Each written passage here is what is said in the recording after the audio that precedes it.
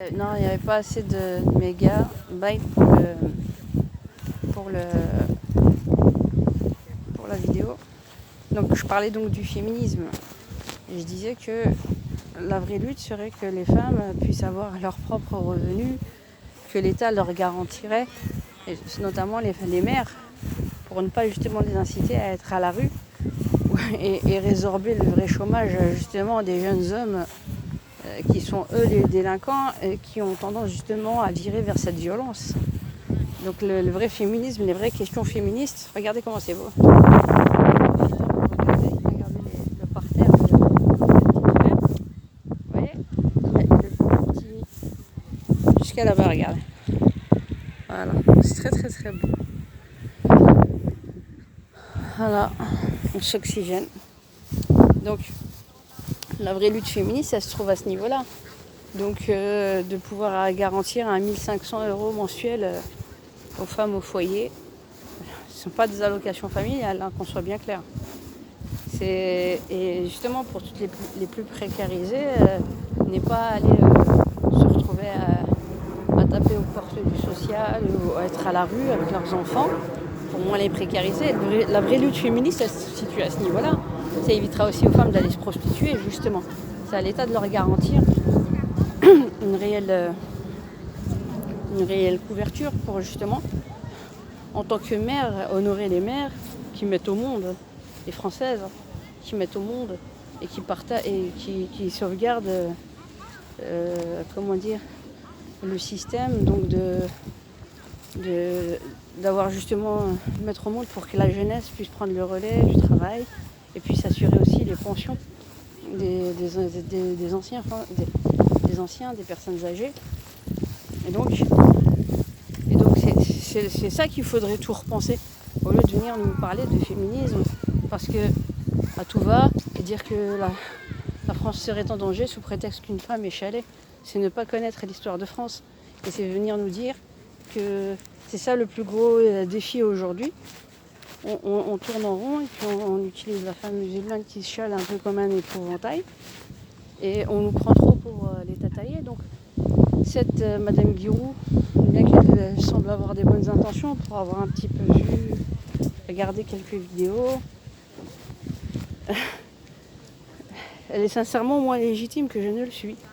Et je vous le dis, ce n'est pas être de faire du racisme que de les dire, c'est juste mettre des pendules à l'heure. Les anciens, c'est nous. Les natifs de France, c'est nous. Elle n'est pas native de France. Ça ne veut pas dire qu'on ne doit pas lui donner la parole. Mais il faut réaxer les priorités. Et tant que les natifs de France ne parleront pas pour remettre de l'ordre, finalement, on nous dit qu'on nous importe. Mais c'est qui sont les personnes qui donnent les exemples d'importation des problèmes? Quand on vient nous dire oui, mais en Iran, il y a des femmes qui se battent pour enlever le foulard. Qui nous importe ce problème? Moi, je suis une Française. Mon problème, il se situe en France, il ne se situe pas en Iran. Donc pourquoi on nous importe cette problématique et cette lecture dialectique en France? En France, nous sommes françaises. Sous prétexte de solidarité avec ces femmes, je devrais, moi, m'abstenir de... C'est ça, quoi. La violence, elle est là. On devrait s'abstenir d'être ce que nous sommes par solidarité. Donc on devrait prendre plein d'autres exemples de plein d'autres pays, et au long de tout ça, on vivrait tous finalement en fonction du prisme des personnes à l'étranger, mais jamais de notre propre prisme. C'est ça qu'on est en train de nous dire. Moi, je suis une native de France. Donc cette Madame Guiraud là, sincèrement, au Guigou, elle n'a aucune entre guillemets légitimité. Elle a l'air d'être très opportuniste de par les différentes vidéos que j'ai pu suivre. Quant à cette dame, elle n'a aucune leçon à nous donner. À moi, la Française, qui me suis expatriée, à moi, la Française, son aînée, hein, elle est de 4 ans plus jeune que moi, et c'est pas une native de France. Voilà. Donc ce n'est pas être raciste que de le dire, c'est juste rétablir certaines pendules à l'heure. Voilà. Et je pense que c'est important de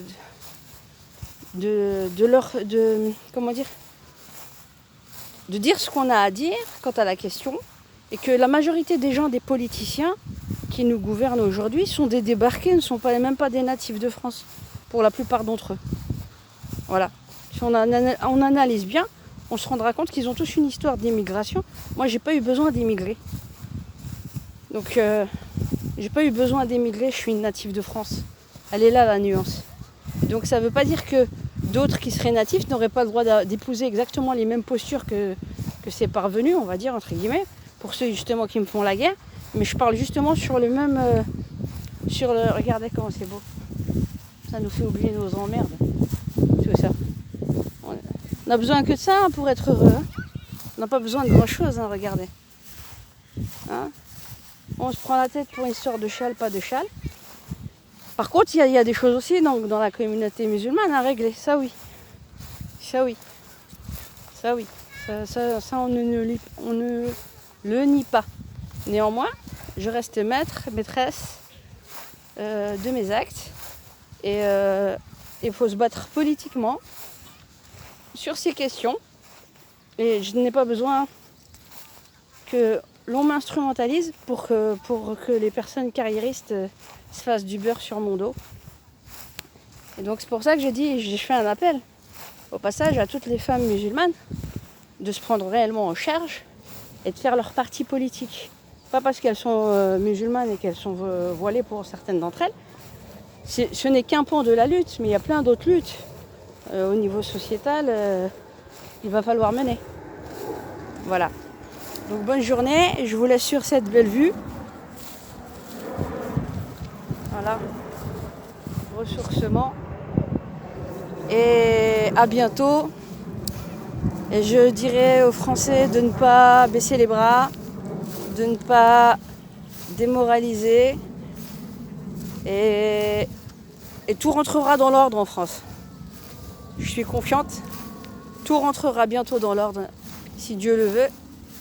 Et on n'oublie pas les personnes précarisées, on n'oublie pas nos vieilles personnes âgées, on n'oublie pas les handicapés, on n'oublie pas beaucoup de monde qui souffrent dans le silence, qui ont la pudeur d'essayer de ne pas montrer qu'ils sont dans une certaine détresse, dans une certaine misère, qui gardent la tête haute malgré les aléas de la vie.